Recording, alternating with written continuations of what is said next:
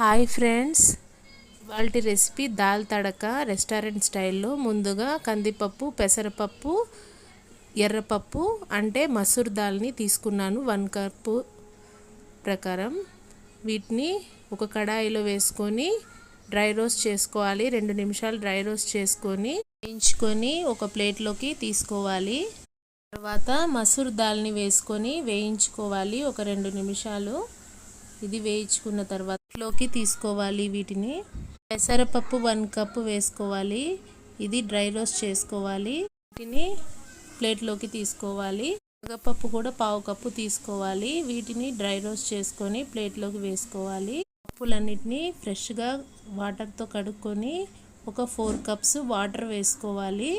ఇందులో ఉల్లిపాయ ముక్కలు వేసుకోవాలి, వెల్లుల్లి వేసుకోవాలి, పచ్చిమిర్చి ముక్కలు, కరివేపాకు, కొత్తిమీర వేసుకోవాలి. రుచికి సరిపడా ఉప్పు వేసుకోవాలి, కొద్దిగా పసుపు. ఇవన్నీ వేసుకున్న తర్వాత కుక్కర్ మూత పెట్టి 5 విజిల్స్ ఉడికించుకోవాలి. కుక్కర్ మూత తీసి ఇలా పప్పు గుత్తితో ఎనిపేసుకోవాలి. ఇందులో సరిపడా వాటర్ వేసుకోవాలి, చింతపండు రసం వేసుకోవాలి. ఒకసారి బాగా కలిపేసుకోవాలి. బాగా కలుపుకున్న తర్వాత స్టవ్ పైన ప్యాన్లో ఆయిల్ వేసుకోవాలి. సరిపడా కొద్దిగా బటర్ కూడా వేసుకోవాలి.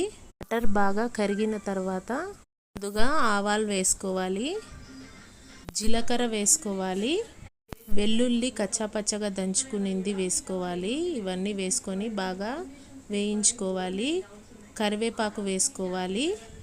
బాగా వేయించుకున్న తర్వాత మిర్చి వేసుకోవాలి. బాగా వేయించుకోవాలి. 4 ముక్కలుగా తరుక్కున్న ఉల్లిపాయ ముక్కలు పెద్దవిగా వేసుకున్నాను నేను. సాంబార్ ఉల్లిగడ్డలు వేసుకుంటే చాలా బాగుంటుంది ఈ కర్రీకి.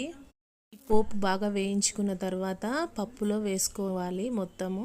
బటర్ వేయటం వల్ల చాలా ఫ్లేవర్ఫుల్గా టేస్టీగా ఉంటుంది దాల్ తడక. ఓసారి ట్రై చేసి చూడండి, కామెంట్ చేయండి ఎలా కుదిరింది. లాస్ట్లో కొత్తిమీర వేసుకొని దింపేసుకోవాలి.